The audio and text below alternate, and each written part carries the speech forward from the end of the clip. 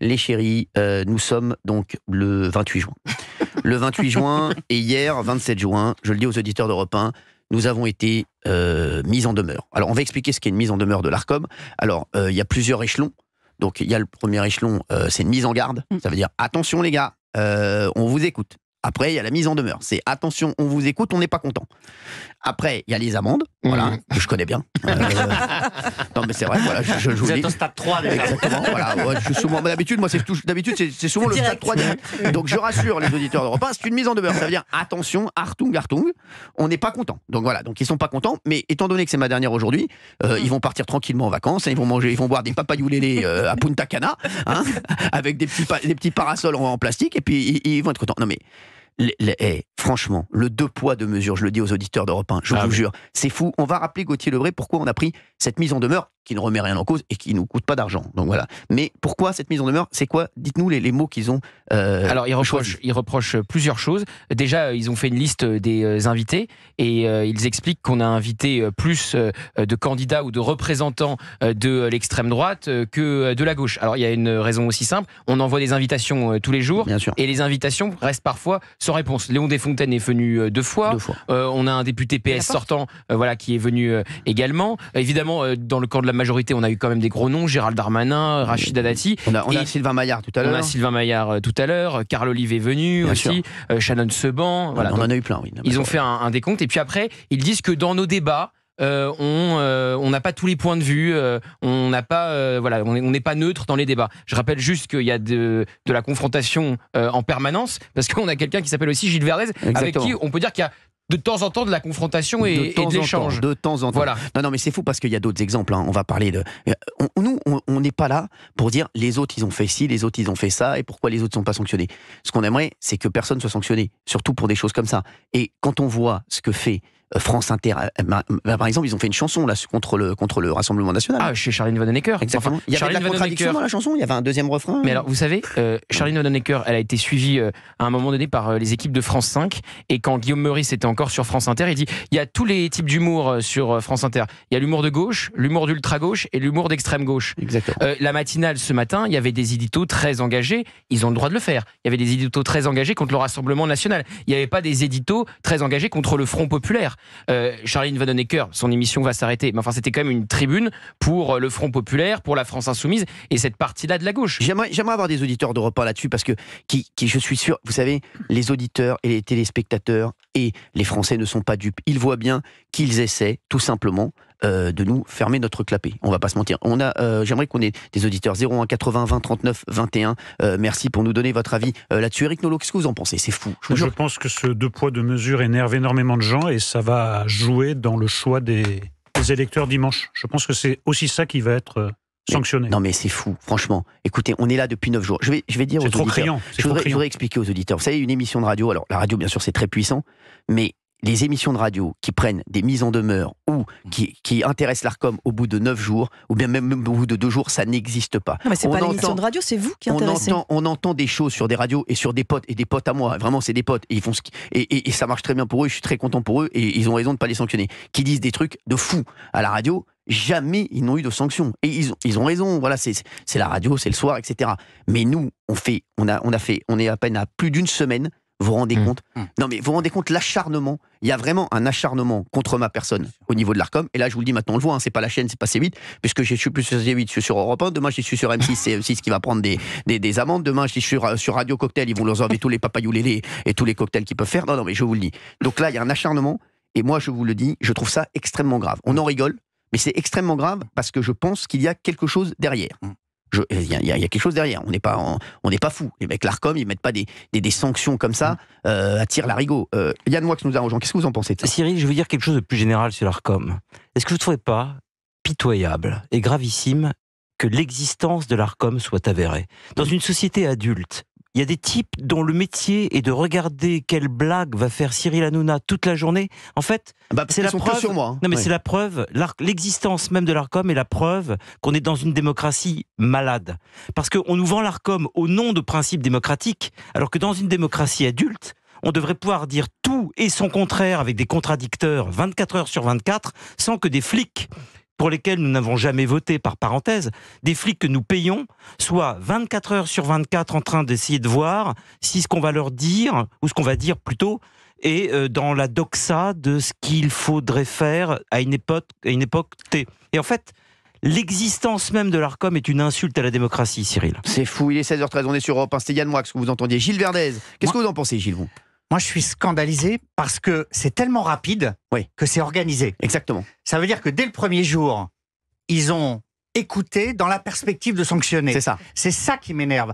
C'est qu'ils n'ont pas pris la mesure du pluralisme des débats. Ils se sont dit, on va trouver le moyen de sanctionner. Je dirais que c'est une chasse à l'homme, et presque une chasse aux sorcières. C'est ça qui me gêne. J'ai l'impression d'un comité de censure. On a l'impression qu'ils ne font que regarder vos émissions 24 heures sur 24. Et je trouve ça extrêmement choquant dans la France d'aujourd'hui que cette censure soit organisée à l'encontre d'une station de radio et d'une émission où tout le monde peut parler en toute liberté. Vous savez que c'est la première mise en demeure d'Europe 1. Oui, Cyril, ça va bien que vous êtes solide psychologiquement, mais imaginez, dans un autre monde, on pourrait très bien considérer que ce genre de persécution perpétuelle, ça va avoir des conséquences sur votre santé mentale. Non, mais je suis d'accord. Et même professionnelle. Bon, après, moi, c'est vrai que je suis solide sur mes appuis, mais bon, ça va pas m'empêcher d'aller au Cap d'Agde cet été. Voilà, voilà, quand je vous le dis, Valérie Benaïm. Oui, mais ça commence à se voir. Donc voilà, effectivement, comme on dit mes petits camarades, Europe 1 n'a jamais été sanctionné. Vous arrivez, au bout de 9 jours, vous êtes sanctionné. Donc c'est vraiment sur votre personne et c'est pas tant sur le contenu Valérie, même de l'émission. Il travaillerait à l'ARCOM, il y aurait une ARCOM plus qui viendrait le sanctionner. C'est vrai. Non, parce qu'il me semble quand même, pour être présente dans l'émission, avoir vu nos débats, et on n'est pas forcément tous sur la même ligne et toujours d'accord sur ce qui se dit autour de la table. Donc, et on débat très ouvertement et avec aucune contrainte. Donc j'aimerais avoir l'avis d'une auditrice. Après, j'aimerais que vous nous disiez ce que vous pensez, ce qu'il y a derrière. Parce que ça, c'est important pour nos auditeurs d'Europe 1 qui comprennent ce qu'il peut y avoir derrière l'ARCOM et pourquoi ils sont sur mes côtes à longueur de journée. On a Brigitte qui est avec nous sur Europe 1. Bonjour Brigitte. Oui, bonjour Cyril. Merci d'être avec nous. Merci Brigitte. Vous habitez où Brigitte ? Alors, moi j'habite en Seine-et-Marne. Seine-et-Marne, où exactement ? En Seine-et-Marne. Ben, j'habite à Nandy en Seine-et-Marne et je suis candidate aux législatives. Ah, vous habitez chez Nagui ? Non, pas chez Nagui. Vous êtes candidate, très bien. Très bien Brigitte. Voilà. Écoutez, merci d'être avec nous. Ce que je voulais dire surtout sur l'ARCOM, c'est que c'est le bras armé de l'État. En fait, l'ARCOM, c'est plus devenu la régulation de la liberté d'expression, c'est devenu la censure d'État. Voilà. On voit très bien le deux poids deux mesures entre tout ce qui est public et ce qui est privé.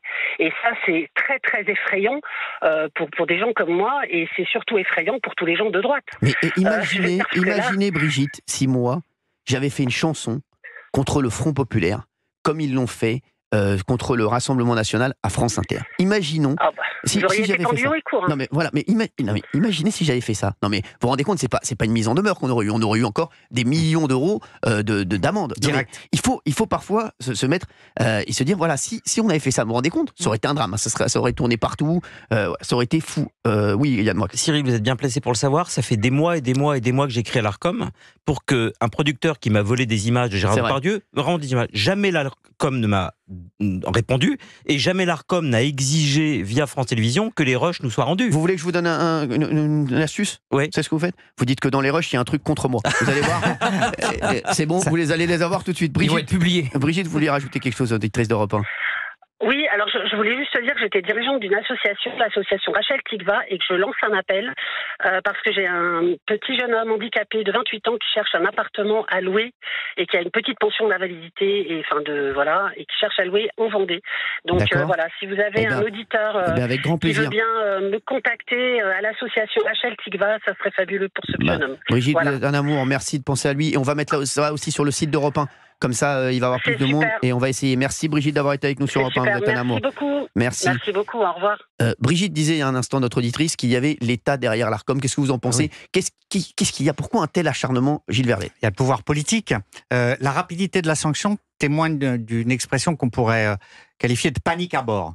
C'est-à-dire que l'État, le pouvoir en place, veut juguler la liberté de ton de l'ensemble du groupe Bolloré, moi je vais dire comme ça, et qui laisse la parole à tout le monde, qui est pluraliste, et au plus haut niveau de l'État, il y a une volonté de contrecarrer, de contrer. C'est mon analyse. C'est mon analyse. C'est ce que pense Gilles. C'est mon analyse. Je pense que le groupe Bolloré dérange et qu'il y a des confrontations politiques qui font qu'on a envie de taper sur un de ces symboles, Cyril Hanouna. Alors, Yann, moi, vous Non, pensez je pense qu'il y a pas. quoi, Je pense que ça va plus loin que ça. moi, je C'est pense pire. qu'ils C'est sont un tous état- que je déteste. c'est un Que é- je suis tous qu'ils détestent, en fait. C'est un État dans l'État Oui. que l'Arcom, l'État lui-même n'a plus aucune, à mon avis, aucune puissance sur l'État. Je suis pas Et, d'accord. mais... et je pense que ce qui est pire, c'est que c'est mis en place une espèce de dogme implicite qui est que, de manière mécanique, Cyril est devenu tout ce qu'il faut détester, incarnant tout et son contraire, puisque vous n'êtes pas politisé, Cyril. Non, mais fraîche, Vous n'avez jamais écoutez-moi, opposé un camp contre un autre. Ils Non, mais m'ont je mis termine, partout, moi. Ils m'ont mis partout. Mais Cyril, ce qui est intéressant dans votre cas, Cyril,